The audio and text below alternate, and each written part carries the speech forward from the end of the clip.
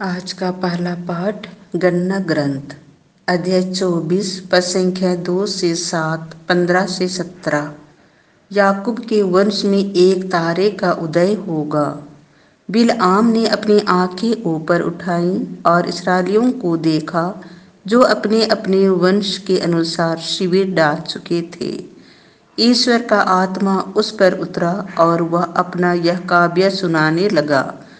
यह बओर के पुत्र बिलआम की भविष्यवाणी है। यह उस मनुष्य की भविष्यवाणी है जो रहस्य देखता है।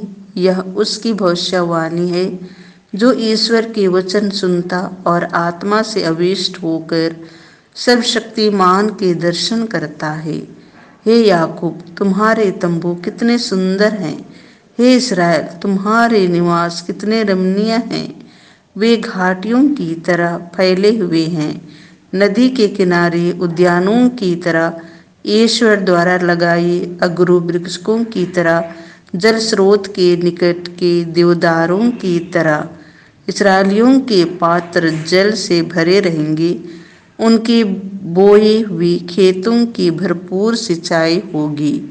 उनका राजा अगाग से भी महान होगा और उसका राजाधिकार बढ़ाया जाएगा। इसके बाद बिलआम ने फिर कहा, यह बओर के पुत्र बिलआम की भविष्यवाणी है। वह उस मनुष्य की भविष्यवाणी है जो रहस्य देखता है। यह उसकी भविष्यवाणी है जो ईश्वर के वचन सुनता और आत्मा से आविष्ट होकर सर्वशक्तिमान के दर्शन करता है। मैं उसे देखता हूँ, किंतु वर्तमान में नहीं। मैं उसके दर्शन करता हूँ, किंतु निकट से नहीं। याकूब के वंश में एक तारे का उदय होगा। इस्राएल के वंश में एक राजा उत्पन्न होगा। वह मोआब की कनपटियों को और सेत के पुत्रों का कपाल चूर चूर कर देगा। यह प्रभु की वाणी है। संत मत्ती के अनुसार पवित्र सुसमाचार अध्याय 21 पद संख्या 23 से 27। यूहन्ना का बपतिस्मा कहाँ का था? जब यीशु मंदिर में पहुंच गए थे और शिक्षा दे रहे थे, तो महायाजक और जनता के नेता उनके पास आकर पूछने लगे, आप किस अधिकार से यह सब कर रहे हैं? किसने आपको यह अधिकार दिया है? यीशु ने उन्हें उत्तर दिया, मैं भी आप लोगों से एक प्रश्न पूछना चाहता हूँ। यदि आप मुझे इसका उत्तर देंगे तो मैं भी आपको बता दूंगा कि मैं किस अधिकार से यह सब कर रहा हूँ। यूहन्ना का बपतिस्मा कहाँ का था, स्वर्ग का अथवा मनुष्यों का?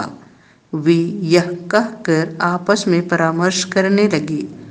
यदि हम कहें स्वर्ग का, तो वह हमसे कहेंगे, तब आप लोगों ने उस पर विश्वास क्यों नहीं किया?